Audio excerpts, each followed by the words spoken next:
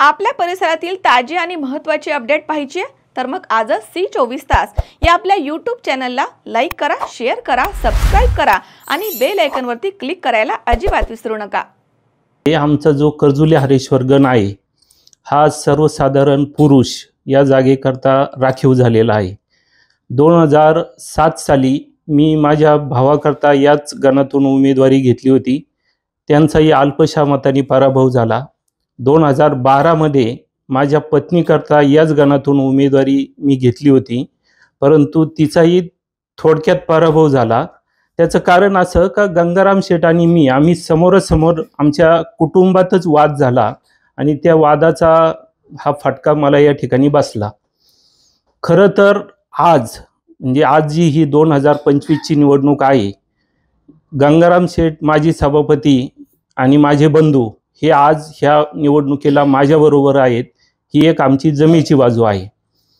दुसरं म्हणजे मी जे काही गेली 10-12 वर्ष या आमच्या सावरगाव या ठिकाणी सामुदायिक विवाह सोहळे केलेले आहेत, त्या माध्यमातून माझं या ठिकाणी या गणात खूप अशा ओळखी आहेत।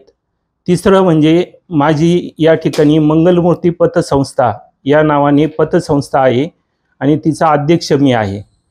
त्या पतसंस्थेच्या माध्यमातून ही अनेक ठिकाणी माझ्या ओळखी निर्माण झालेल्या आहेत, तर त्याचाही फायदा या निवडणुकीत मला होऊ शकतो। परवाच आमचे सगळे मुंबईकर, सावरगाव मुंबईकर हे दिवाळीनिमित्त या ठिकाणी आले होते। आम्ही आमच्या ग्रामस्थांची मीटिंग घेतली, त्या ठिकाणी आमचे बंधू गंगाराम शेठ हे पण हजर होते त्या मीटिंगला।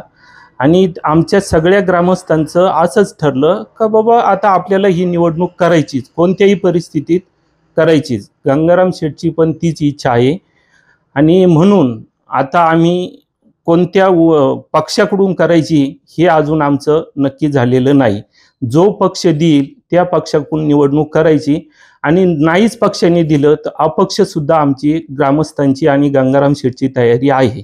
आम्ही पहिलं प्राधान्य तर महाविकास आघाडीलाच देणार आहे आणि जर समजा महाविकास आघाडीने आमचा म्हणजे विनंतीचा विचार नाही केला तर मग आम्ही महायुतीकडून, आणि महायुतीने नाही केला तर अपक्ष ही आमची काळ्या दगडावरची रेष आहे। कोणत्याही परिस्थितीत आम्हाला या ठिकाणी लढायचंच आहे। आणि परवा रात्री आमच्या फार्म हाऊसवर मीटिंग झाली, त्या मीटिंगमध्ये फक्त आमचं ठरलं। त्याच्यानंतर आमचं एक शिष्टमंडळ कालच मला वाटतं गेलं होतं खासदार साहेबांक, तर खासदार साहेबांची त्यांची एक प्राथमिक चर्चा झालेली आहे। आता त्यांचं काय येतंय ते 2 दिवसात 3 दिवसात कळवतील, त्यांचं काय येतंय। नंतर आम्ही महायुतीचा पण प्रयत्न करणार आहोत आणि नाहीच झाले तर मग आम्ही अपक्ष आमचं लढणारच आहेत। आम्ही दाते सर ज्यावेळेस झेडपीला आता इथून लढले होते आमच्या टाकळी गटातून, त्यावेळेस म्हणजे खर्चासहित मी त्यांना मदत केलेली आहे। भरपूर असं मतदान म्हणजे त्यांचे माझे एक वैयक्तिक असे संबंध आहेत आणि त्या जोरावर मी जे महायुतीचं म्हणतोय का त्यांना मी इथं झेडपीतून खूप काही मदत केलेली आहे आणि त्या जोरावर मला एक आशा आहे का बाबा सर पण आपल्याला मदत करतील उमेदवारीच्या बाबतीत। आम्ही म्हणजे महाविकास आघाडी महायुती दोन्हीकडूनही प्रयत्न करून आणि नाहीच झालं तर अपक्ष, पण लढायचं एवढा ग्रामस्थांचा निर्धार झालेला आहे। त्या ग्रामस्थांचीच वाट बघता बघता आतापर्यंत सगळे म्हटले दिवाळीपर्यंत थांबा, मग ती दिवाळीला आता कालच मीटिंग झाली।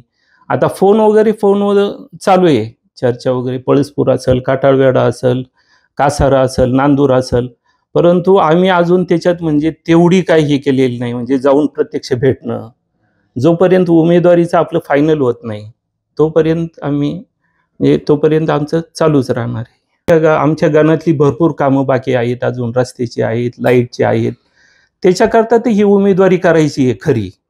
म्हणजे जे काय आपल्या लोकांची जी काही स्वप्न अपुरी राहिल्यात आमच्या गणातली आणि एवढ्या वेळा प्रयत्न करून अपयश आलेलं आहे।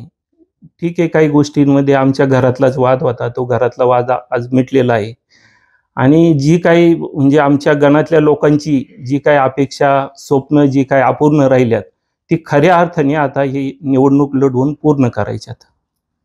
सायरा इलेक्ट्रॉनिक्स अँड बॅटरीज तसेच बजाज फायनान्स राहुरी यांच्या संयुक्त विद्यमानं गणेश उत्सव व दसरा दिवाळी धमाका ऑफर।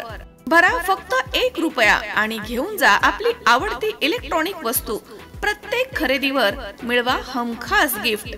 पहिलं बक्षीस इलेक्ट्रिक बाईक, दुसरं बक्षीस 43 इंची LED टीव्ही, तिसरं बक्षीस फ्रीज, चौथं बक्षीस वॉशिंग मशीन, पाचवं बक्षीस आटा चक्की। सायरा इलेक्ट्रॉनिक्स अँड बॅटरीज, खरेदी विक्री संघ, व्यापारी संकुल, Nagar Manmad road, Rahuri. Saidham hospital test tube baby centre. मी डॉक्टर स्वप्नील माने, स्त्रीरोग, वंध्यत्व व दुर्बीणद्वारे शस्त्रक्रिया तज्ञ। आमच्याकडे दुर्बीणद्वारे शस्त्रक्रियेसाठी लागणारे सर्व अत्याधुनिक उपकरणं अवेलेबल आहेत। त्यामध्ये 3D 4D कॅमेरा, तसेच रुग्णांना 10 ते 20 ml रक्तस्राव होतो। पेशंटला खूप आरामदायी ऑपरेशन होतं। सूक्ष्म आजार बाहेर काढले जातात। 10 पटीने पेशंटच्या अवयवांचं निराकरण करता येतं आणि आजाराचं उच्चाटन केलं जातं। साईदाम हॉस्पिटल, लॅप्रोस्कोपिक सेंटर आणि test baby centre, court area, Bhagyashree हॉटेलच्या पाठीमागे, राहुरी।